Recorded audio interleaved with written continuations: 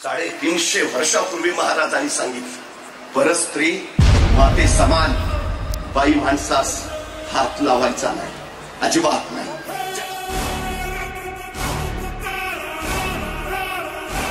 जगातला पहिला surgical strike महाराजांनी पुण्याच्या लाल महालात केला. शाहिस्ताखानाची मोठी शक्ती आणि वाऱ्यासारखे आलेले महाराज तेरासारखे निघून गेले. काही वेळानंतर लाल महालातला गोंधळ संपला आणि शाहिस्ताखानाची बेगम धावत शाहिस्ताखानाकडे आली. हुजूर, हमारी बेटी गायब है, हमारी बेटी गायब है.